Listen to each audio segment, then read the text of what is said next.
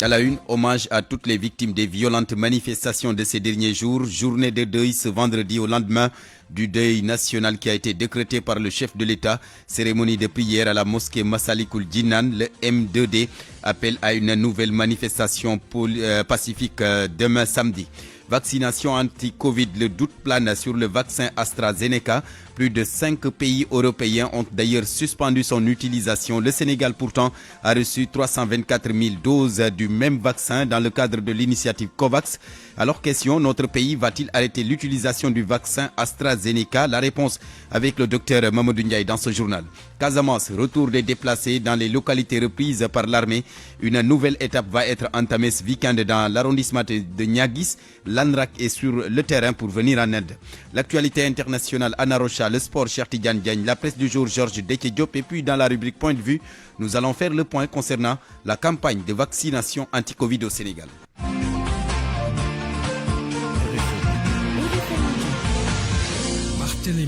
Bienvenue à tous à la technique de ce journal. Aliouba, d'abord notez ce drame, cet accident de la route, 3 morts et plusieurs blessés, dont 8 dans un état grave. C'est le bilan d'un accident survenu sur l'autoroute à péage à hauteur du pôle urbain de Diamniadio.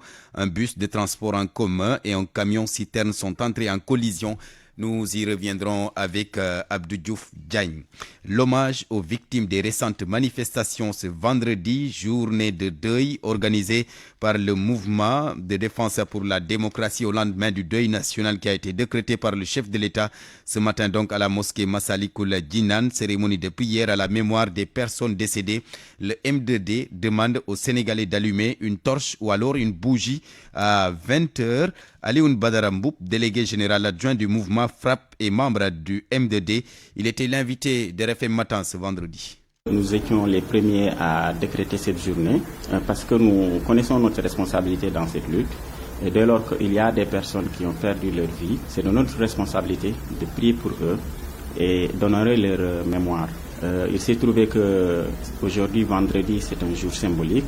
C'est pourquoi nous avons appelé partout au Sénégal les militants, les Sénégalais, qu'ils puissent prier, porter des habits blancs, mais aussi à 20h de pouvoir diffuser des lumières par bougie ou bien par téléphone portable pour honorer la mémoire de ces braves martyrs tombés sur le champ de l'honneur. Maintenant, nous avons sursis 2 de nos marches pour regarder l'État, pour qu'il puisse au moins poser des actes. Mais jusqu'à présent, l'État n'a pas posé des actes. Au contraire, l'État est en train de faire une chasse aux sorcières en arrêtant nos membres. C'est pourquoi nous avons jugé utile de marcher samedi pour exiger la libération des otages, mais également pour exiger l'ouverture d'une enquête indépendante et aussi inclusive pour qu'on puisse situer les responsabilités et punir aussi ceux qui ont fait ces crimes. Nous n'attendons pas l'avis du préfet parce que la marche est inscrite dans la Constitution et nos droits, on ne les négocie pas. Nous demandons simplement qu'on soit encadré. Nous avons fait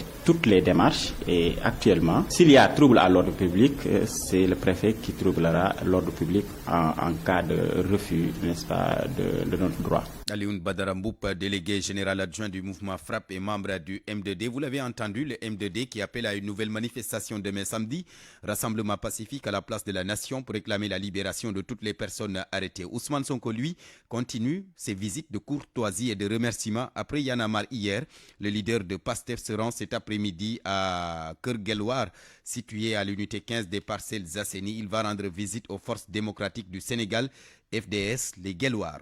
Les violentes manifestations au Sénégal et leur lot de dégâts d'anciens militaires regroupés au sein de l'association Les Patriotes Diambar dénoncent et interpellent toute la population sénégalaise. Ils exigent le respect des institutions de la République pour ne pas que notre pays sombre dans le chaos. Ces anciens militaires dénoncent les appels à résistance de certains acteurs politiques, compte rendu de leur conférence de presse tenue ce matin à Thiès, Cheikh Anta Diop. Ces anciens militaires regroupés au sein de l'association des Patriotes Diambar n'ont pas porté de gants pour dénoncer vigoureusement les actes perpétrés lors des derniers événements. Max Berthier Diouf, le président et coordonnateur général de l'association. Une pensée pieuse à nos concitoyens et frères d'armes tombés lors de ces confrontations issues d'une mésentente entre deux citoyens du pays, dans une affaire privée, ce qui devait être tranché par la justice de notre pays, par les voies légales d'équité devant nos juridictions dans l'application de l'état de droit, a fini par être une guérilla urbaine, due à l'appel presque insurrectionnel d'un des citoyens d'une influence politique notoire. Ils le disent sans embâche, l'État, garant de la sécurité des citoyens, est menacé.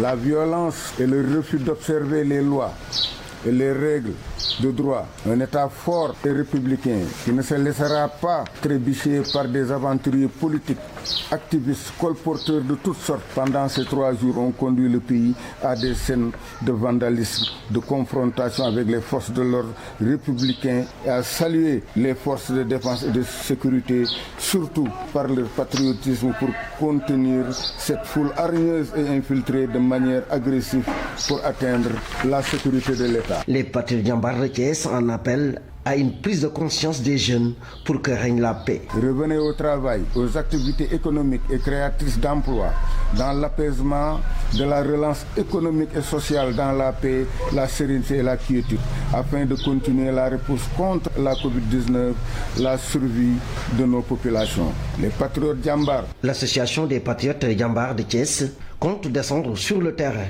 pour sensibiliser les citoyens pour que les jeunes préservent les symboles de l'État. RFM Thiès, Cheikh Anta Diop. Les violentes manifestations de ces derniers jours au Sénégal, la région de Matam n'en a pas connu. Et pourtant, des partisans d'Ousmane Sonko s'étaient mobilisés, mais tout s'est passé dans le calme et la sérénité sans heurts. Ali Bandelniang. C'est la seule et unique région qui n'a pas connu d'émeutes au Sénégal. De Oréfondé à Matam, de Ranérou en passant par Kanel jusqu'à Bondji dans le Damga, aucune manifestation n'y a été organisée. Déjà, depuis le déclenchement de l'affaire dite Ousmane Sonko à Adji Sarr, les souteneurs du leader de PASTEF avaient tenu à respecter les mesures restrictives imposées par l'autorité dans le cadre de la lutte contre la Covid-19. À la place des rassemblements et autres manifestations prévues, les responsables de PASTEF se sont contentés des rencontres avec la presse pour dénoncer ce qu'ils considèrent comme étant un complot politique ourdi contre leur leader. Seulement, contrairement aux autres zones du pays, la région de Matam a bien gardé son calme. Les forces de défense et de sécurité déployées à Matam et à Ourossogui n'ont fait usage d'aucune grenade lacrymogène. À la limite, c'est comme si la série de manifs et de pillages n'était bien que l'affaire des autres. Même si Matam a toujours été considéré comme un bastion politique du président Macky Sall, cela à travers ses scores pendant toutes les élections qui ont eu lieu depuis la création de l'APR, il n'en demeure pas moins que la crise alimentaire n'épargne personne. Avec cette pandémie qui a fini d'affaiblir les émigrés, principaux bailleurs de fonds de la région, les jeunes de Matam souffrent pourtant aussi du chômage. Matam, Ali Bandelnian, RFM. RFM, partout, tout le temps.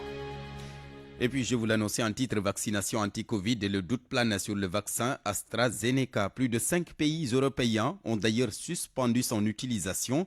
Le Sénégal, pourtant, je le rappelle, a reçu 324 000 doses du même vaccin dans le cadre de l'initiative COVAX.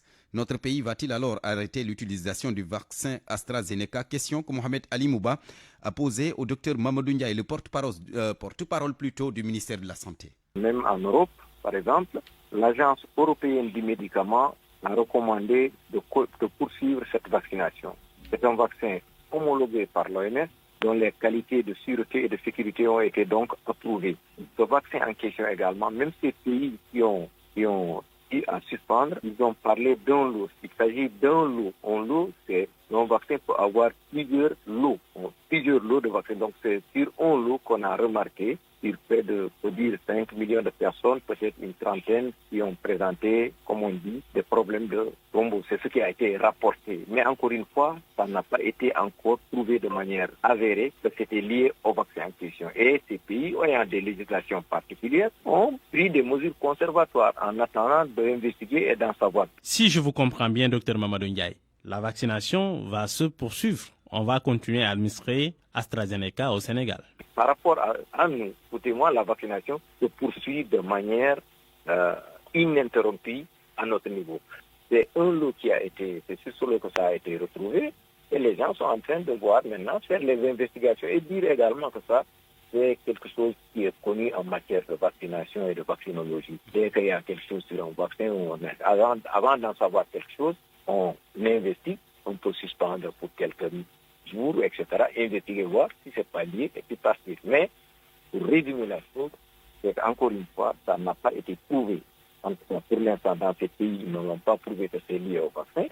C'était donc les précisions du docteur Mamadou Ndiaye, directeur de la prévention, porte-parole du ministère de la Santé, signalé qu'à ce jour, à la date d'hier, donc jeudi 11 mars, 13 756 personnes ont été vaccinées dans le cadre de la lutte contre cette maladie Covid-19, justement avec les tests, les chiffres du jour.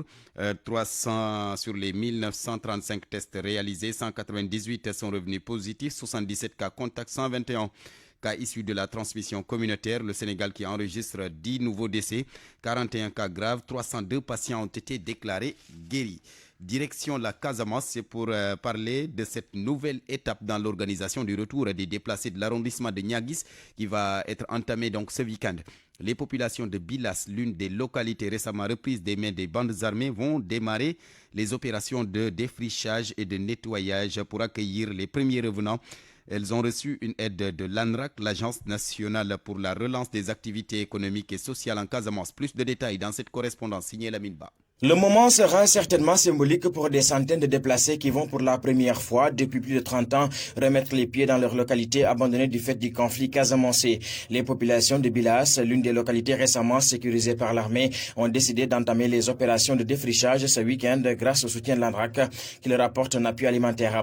Ismaël Diédiou, directeur technique de l'Agence nationale de relance des activités économiques et sociales en Casamance. Nous avons reçu cette demande du chef de village de Bilas de la volonté de retour de la population de Bilas et nous avons voulu accompagner ce retour à travers l'appui en vivres pour permettre à ces populations d'aller défricher le site qui doit accueillir les populations qui doivent retourner. À la faveur de la libération de Sikoum dans le département de Goudomp, le même engouement au retour vers les zones abandonnées est noté. L'ANRAC, organe en charge du pilotage institutionnel de l'organisation au retour des déplacés, est dans une dynamique d'y déployer le même dispositif d'accompagnement. Dans le département de Goudomp, il y a encore beaucoup de villages qui sont en train de se concerter pour voir les possibilités de retour. C'est dans cette perspective que nous avons tenu la réunion à Djibanar avec le sous-préfet de Djibanar en compagnie des maires. Cette stratégie d'accompagnement est bien accueillie par les bénéficiaires qui y voient une ferme volonté des autorités d'aller dans le sens voulu par les candidats au retour.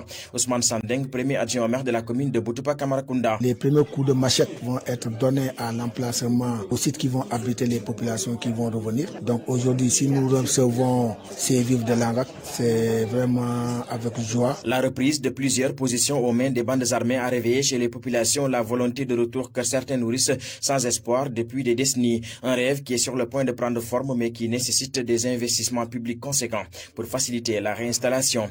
Lamine Ba, Ziguinchor, Radio Futur Média. Il y aura bien sûr des opérations de lotissement dans la zone. Ce sera de concert avec les services déconcentrés compétents pour anticiper sur d'éventuels conflits fonciers.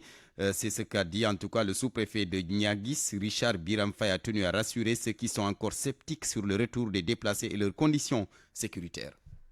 Il n'est pas exclu d'accompagner les populations à l'installation, c'est-à-dire de les accompagner à organiser l'habitat. Comme on a fait à Bessine, à Bignaloum, on a fait un lotissement avec les services de l'État. Aujourd'hui, nous remontons. L'ANRAC a bien voulu répondre positivement à un appui en denrées alimentaires pour que les populations puissent organiser les opérations de défrichement pendant les week-ends à venir. C'est l'occasion vraiment de les réitérer, de continuer à intégrer le processus pour que les populations puissent rentrer. Parce que nous connaissons les durs moments que les populations rencontrent en terre de refuge. Donc l'armée a fait une opération de sécurisation en brousse, de telle sorte qu'il n'y a plus de risques. C'est cela les populations ont émis l'engouement, l'idée, le désir de rentrer et nous les accompagnons pour ça. Et je rappelle que le gouvernement du Sénégal, l'État, les partenaires ne retournent pas les populations. Nous identifions des candidats qui veulent rentrer et qui sont déjà rentrés, nous les accompagnons. C'est ça la méthode de travail que nous développons depuis 2 ans, 3 ans au sein du comité consultatif d'accompagnement à la restauration des populations déplacées.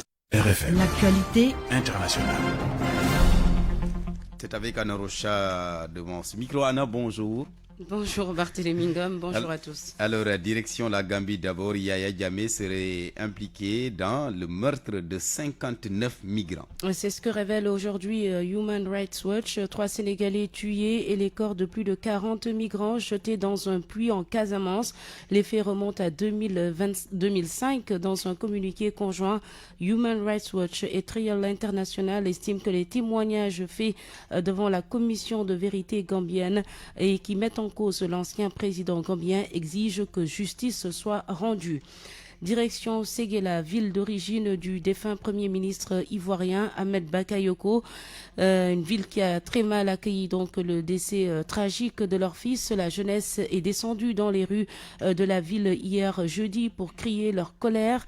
Conséquence, destruction de biens publics et actes de vandalisme. Alassane Ouattara est pointé du doigt. Gobia Yabi, correspondance. Le décès d'Ahmed Bakayoko a provoqué la colère de plusieurs jeunes de la commune de Séguéla dans le nord du pays. Commune dont le défunt a été réélu député lors des élections législatives du 6 mars dernier.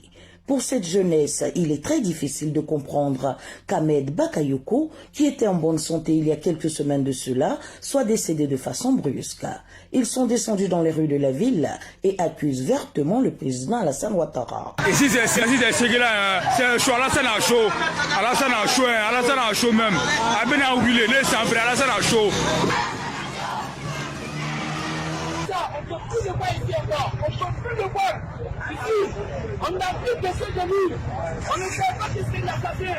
On ne sait pas que c'est criminel. On n'a plus besoin de lui. Il passe. Il nous laisse en paix, ce monsieur. Il passe.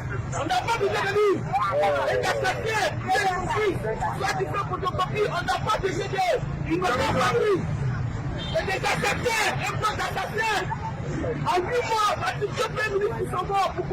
Le président Alassane Ouattara a signé un décret hier 11 mars instituant un deuil national de 8 jours du vendredi 12 au vendredi 19 mars 2021 au cours desquels les drapeaux de l'État seront mis en berne sur toute l'étendue du territoire national et dans les ambassades de Côte d'Ivoire à l'étranger.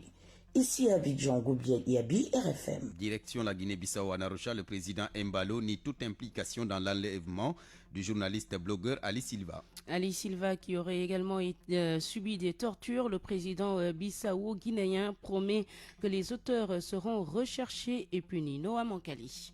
S'adressant aux invités en marge de l'inauguration à Bissau du commissariat général de la police de l'ordre public, Oumar Sissoko Embalo a souligné qu'il regrette ce qui est arrivé au journaliste et blogueur Ali Silva et a recommandé le ministre de l'Intérieur, la police judiciaire et le procureur général de la République de faire la lumière sur ce cas. Moi, je n'ai pas la culture de violence. Au ministre de l'Intérieur, la police judiciaire et le procureur général de la République de faire la lumière sur ce cas. Pour nier son implication à cet acte, le président Oumar Sissoko Embalo a souligné qu'il n'est pas un fantôme pour être à plusieurs endroits en même temps et a rappelé que le jour où Ali Silva aurait été violemment battu, il était en visite de travail en Égypte, garantissant qu'Ali Silva serait aussi la dernière personne à l'accuser de quelque chose qu'il n'a pas fait sans le traduire à la justice. Une chose est réelle, moi je n'étais même pas dans ce pays, j'étais en Égypte et moi, je ne suis pas un fantôme qui est à plusieurs endroits en même temps et que le jour où Ali Silva aurait été violemment battu, j'étais en visite de travail en Égypte. Mais Ali Silva serait la dernière personne à m'accuser sans la traduire en justice. Le président bissau-guinéen a rappelé que dans les prochains jours, des caméras de surveillance seront installées dans la capitale Bissau pour renforcer la sécurité des citoyens. Le blogueur bissau-guinéen Ali Silva a été enlevé et violemment battu mardi en plein jour dans le centre-ville de Bissau, après quoi il a été abandonné à la périphérie de la ville. Une affaire dénoncée par la Ligue bissau-guinéenne des droits de l'homme. Noua Mankeli Bissau. RFM. Au Maroc, Anna, le gouvernement valide un projet de loi légalisant l'usage du cannabis. Legalize it, mais à des fins thérapeutiques. Le sujet fait grand bruit actuellement au royaume chérifien, le Maroc, qui est considéré comme l'un des plus grands producteurs mondiaux de cannabis. Les précisions de Khadim Bay à Casablanca. Le but est de reconvertir les cultures destructrices de l'environnement en activités légales et durables, génératrices de valeur et d'emplois, selon les autorités. Validé jeudi par le Conseil du gouvernement, Le projet de loi légalisant l'usage du cannabis à des fins thérapeutiques doit être entériné par le Parlement. Mais déjà, il est prévu la création d'une agence nationale de régulation des activités liées au cannabis, un organe qui sera chargé de développer un circuit agricole et industriel dans les régions autorisées à produire cette plante, pour l'essentiel dans le nord du pays. Si l'enjeu économique est important pour le royaume, le sujet n'a pas manqué de diviser la classe politique. L'ex-chef du gouvernement, Abdallah Benkeran, a annoncé jeudi le gel de son adhésion au Parti de la Justice et du Développement PJD, parti au pouvoir. De fait, Benkeran avait déjà menacé dans une lettre le 1er mars courant de geler sa qualité de membre du parti d'idéologie islamiste si le secrétariat général du parti adoptait le projet de loi sur la légalisation du cannabis. En dehors du champ politique, le sujet fait également débat, notamment sur les réseaux sociaux. Casablanca, Radio Futur Média. Voici un autre sujet qui fait polémique en Europe. Cette fois-ci, le vaccin AstraZeneca. La Bulgarie a à son tour décidé de suspendre par précaution les vaccins anti-Covid d'AstraZeneca. Une suspension qui intervient après des rapports de cas graves de formation de caillots sanguins chez des personnes déjà vaccinées. Les autorités sanitaires bulgares envoient ainsi le pas au Danemark, à la Norvège et à l'Islande. Hier au Canada, journée nationale de commémoration des victimes de Covid-19, 22 372 morts pour 900 000 personnes infectées, Barthélémy. Autant dire qu'on a que plus de 7 pays européens donc ont annulé également l'utilisation de ce vaccin AstraZeneca. Merci beaucoup Anna Rocha. Parole aux auditeurs. L'actualité, qu'en pensez-vous? Moi je pense que vous devrez. Réagissez dans nos éditions d'information sur l'actualité. Bonjour. Du lundi au vendredi, vous avez la parole sur RFM. Point de vue, nous allons justement faire le point de la campagne de vaccination anti-Covid. Nous serons donc avec le professeur Cheikh Mbakelo, professeur titulaire agrégé en santé publique. Notre deuxième intervenant, ce sera Cheikh Seck, secrétaire général du syndicat démocratique des travailleurs de la santé et du secteur social affilié à la CNTS FC. RFM Sport.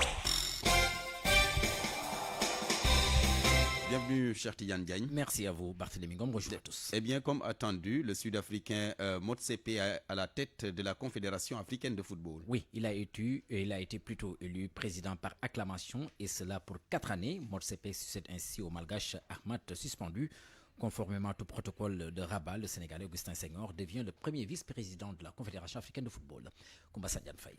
Seul candidat en lice, le président du club des Mamelodi Sundowns, a été élu par acclamation, 8e président de l'histoire de la Confédération africaine de football. La CAF, conformément au statut de l'instance, il succède au Malgache Ahmad, condamné en novembre 2020 à 5 ans de suspension par la FIFA pour des violations du code d'éthique, même si le tribunal arbitral du sport a ramené cette sanction à 12 ans, sanction qui l'a empêché de briguer un nouveau mandat. L'élection du milliardaire sud-africain Motsepe ne faisait plus de doute déjà suite au protocole de Rabat qui a conduit ses concurrents, le Sénégalais Augustin Senghor, l'Ivoirien Jacques Anouma et le Mauritanien Ahmed Yahya, à retirer leur candidature au nom de l'unité africaine. En contrepartie, Senghor sera nommé premier vice-président de la CAF, Yahya deuxième vice-président et Anouma conseiller spécial du président. Élu pour 4 ans, Motsepe hérite d'une institution dont l'image a été ternie par des multiples affaires et dont les finances ont été approuvées par la crise du Covid-19. Alors, le Sud-Africain pourra donc compter sur son solide carnet d'adresses pour l'aider dans sa mission. Il devra surtout démontrer qu'il n'est pas qu'une simple marionnette à la solde de la FIFA et de Gianni Infantino, qui en avait fait son candidat et qui se trouve à l'origine du compromis entre candidats et de son élection. Koumba Sandiane Faye qui revenait donc sur cette nomination, cette nomination de Patrice Motsepe comme président de la Confédération africaine de football. Il devient ainsi le 8e président de l'instance, a précisé qu'Augustin Senghor, le président de la FSF, la Fédération sénégalaise de football, devient le premier vice-président de la Confédération africaine de football, suivi du Mauritanien Ahmad, par ailleurs président de sa fédération de football. La trêve internationale, Idrissa Gana Gueye pourrait ne pas prendre part aux 2 prochaines rencontres du Sénégal face au Congo et à l'Eswatini les 26 et 30 mars prochains en éliminatoire de la Coupe d'Afrique des Nations, et pour cause, les mesures sanitaires en vigueur en France pose un sérieux problème aux internationaux non européens dans l'obligation de respecter un isolement de 7 jours à leur retour sur le territoire français selon RMC. Au vu du caractère exceptionnel de la situation avec cette pandémie, la FIFA a autorisé les clubs à retenir leurs internationaux non européens. Football de plage, cher Tidiane, le championnat national reprend ce week-end. Avec le début de la deuxième phase, 6 clubs sont concernés. Une modification a d'ailleurs été apportée dans le déroulement. Voici les précisions d'Ibrahim Ndiaye Chita, est le coordonnateur du foot de plage. Le président nous a proposé comme de jouer avec les mêmes équipes de l'année dernière, d'autant plus que nous avons la Coupe d'Afrique de beach soccer, ce que nous avons accepté. Donc effectivement, il y avait une première phase, des phases de poule quoi. Phase de poule, il y avait 5 poules. Donc 4 à Dakar et toujours la 5e à Saint-Louis. Donc le programme c'était quoi? Donc des matchs aller et retour quoi. Aussitôt après, les 5 premières de chaque poule seront qualifiés. Maintenant, pour établir l'équilibre, le sélectionneur national a proposé qu'on cherche entre les 5 poules la meilleure deuxième qui va compléter les 5. Donc ce sera vraiment un nombre pair. Très bonne idée que nous avons approuvée. Donc c'est comme ça que cela s'est passé. On a fini quand même de jouer la première phase des poules. Il y a Yembel qui est sorti, il y a Vision Sport, Lille de Saint-Louis, Yoff, Ngor Almadi. Et meilleur deuxième, c'est Mamel Sport Aviation de Wakam. Donc voilà les 6. Donc encore, le président de HLM a émis l'idée quand même selon laquelle on peut faire 2 poules de 3 chacune quoi. Mais on jouera les matchs en match aller. Et quand on a réfléchi aussi sur cette pensée-là, parce que nous sommes une famille, on partage nos idées quoi. Le stade qui porte mon nom là, stade Ibrahim Ndiaye Chita, qui abrite les compétitions depuis le début quoi. Importante déclaration en ce moment du ministre des Sports Matarba à la salle de conférence de son ministère situé au Point E. Annonce faite à travers un communiqué dans lequel l'ordre du jour n'a pas été mentionné. Quelques matchs avancés, cher match bien sûr concernant les championnats européens dès ce soir. La France d'abord, où on entame la 29e journée à 20h. Reims qui va accueillir Lyon, 3e au classement. En Angleterre, c'est la 28e journée à 20h ce soir. Newcastle, 16e, accueille Aston Villa, 9e. En Italie, c'est la 27e journée. Tout à l'heure, à 14h, Crotone va chez la Lazio de Rome. À 19h45, Atalanta de Bergame accueille la formation des Spezia. Atalanta qui occupe la 5e place au classement. Et puis en Espagne, pour boucler la boucle, 20h ce soir, Levante joue contre la formation de Valence. Merci beaucoup, cher Tidiane Diagne. La presse de ce vendredi lue et commentée par Mohamed Ali Mouba. Bonjour. Pour atténuer la casse chez les distributeurs de carburant, l'État du Sénégal s'engage à accompagner les acteurs pour une reprise des activités. Le journal Le Soleil constate ce matin que les gérants de stations-service ont été reçus par le ministre du Pétrole et des Énergies pour faire le point sur la situation. En tout, plus de 70 stations-service ont été saccagées, les pertes évaluées entre 20 et 30% du chiffre d'affaires des acteurs. On retourne à la normale dans la distribution attendue ou espérée dans les prochaines heures, écrit toujours Le Soleil. Saccage de Total et des magasins Auchan, pourquoi les intérêts français ont-ils été ciblés? Le journal Le Témoin qui s'interroge relève qu'il y a là les traces d'un sentiment anticolon dans le message de feu, un sentiment de défiance et de haine envers la France. Mais pour Jean-Pierre Riam, le secrétaire général de l'Union nationale des consommateurs du Sénégal, UNCS, des lobbies sont à l'origine des destructions de champs. En tous les cas, les saccages, les émeutes, c'est pas bon pour l'économie. Les émeutes, mauvais signal pour l'image du Sénégal à l'étranger. L'enseignant-chercheur à la FASEC, Idrissa Gandhi, note qu'avec le saccage de champs et Total, il faudra s'attendre à un redémarrage très lent et pénible de la machine économique. Face à des milliers d'emplois directs et indirects perdus, les prochaines semaines, voire les prochains mois, risquent d'être compliqués pour Gourgourlou. Le bilan humain à présent, les morts en question avec la répression des manifestations, la responsabilité de l'État du Sénégal engagé. Dans le journal Enquête Seydi Gassama d'Amnesty International Sénégal affirme que poursuivre les forces de défense et de sécurité est un défi. Ils sont doublement protégés. Beaucoup d'abus enregistrés. Un commissaire de police met un bémol. Les gens, dit-il, pense qu'on éprouve du plaisir à casser des citoyens. Il n'en est rien. En tous les cas, le vin est tiré, il faut le boire. Le journal L'Observateur affirme dans sa livraison du jour que l'État ne va pas se débiner. Macky, la mort dans l'âme, va mettre la main à la poche. Il a d'ailleurs donné des directives à l'agent judiciaire de l'État et il sera chargé de déterminer les indemnités. Mamadou Faye, le directeur général de la Sénégalaise de l'assurance vie, est clair. Si c'est l'État qui s'engage à indemniser, le dédommagement sera forfaitaire. Décidé à accompagner les victimes, Amnesty International Sénégal confie au journal Les Échos que si d'ici à décembre rien n'est fait, il va saisir les juridictions internationales. Amnesty déplore d'ailleurs les enterrements à la va-vite. Le journal Sud Quotidien note que c'est risqué de saisir ces juridictions, à lire dans Sud de ce matin. Maître El Hadji Diouf, revoilà le tonitruant avocat d'Adji Sarr. Il a fait hier une conférence de presse pour attaquer sa vieille cible, Sonko. Il le rend responsable de l'incendie de son domicile, sa maison saccagée. Maître Diouf indexe le leader de Pastef, titre le journal Enquête. Maître Diouf traîne Sonko en justice pour tentative d'assassinat présumé, complète le journal Source. Après l'apaisement des souffles encore sur les braises, constate le journal Le Quotidien. Le journal en veut pour preuve les discours guerriers de certains hommes politiques. À part Maître Diouf qui annonce sa plainte, le confrère s'arrête net sur le discours guerrier d'Ousmane Sonko, lui-même qui affirme que Macky Sall est seul responsable de ce qui adviendra s'il ne libère pas les détenus. Ousmane Sonko, justement, il a rendu visite à Y'en a marre, tournée de soutien, écrit sans attendre le journal Enquête.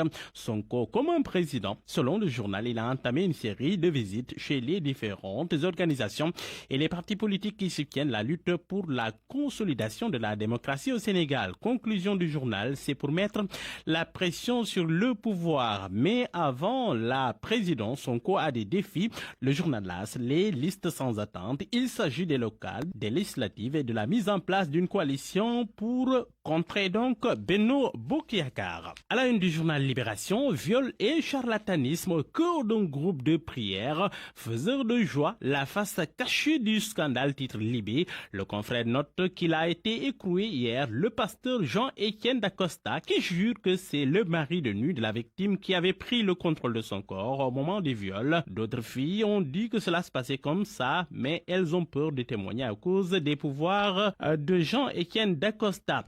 Le journal constate qu'il a été donc écroué. Sport pour boucler. À la une du journal Record, Mame Adama Ndour, Augustin Senghor doit rempiler à la Fédération sénégalaise de football. Ce vendredi en tout cas, mon confrère note que maître Augustin Senghor sera intronisé premier vice-président de la CAF conformément au protocole de Rabat signé par les différents candidats à la présidence de l'institution, membre de l'équipe de campagne du président de la Fédération sénégalaise de football. Note le journal Record, toujours, Mame Adama Ndour estime que ce dernier doit rempiler à son poste pour les 4 prochaines années. Dans le journal Stade Quotidien, Ligue des Champions, but inscrit à partir des 8e de finale depuis 2017-2018. Sadio Mané va bientôt dépasser Ronaldo. Le confrère constate que le Sénégalais a marqué 12 buts. Seul le Portugais a fait mieux. Sadio Mané désormais a un but d'égaler Ronaldo. Dans Sunu Lamb, Yahya Diop, ancien lutteur, affirme que l'actuel CNG est plein de gens qui ne font rien. Les propos du ministre Malick Sall sont sans fondement. Yahya Diop Yekini était l'invité de RFM Matin. Le journal Sunu Lamb a repris ses propos.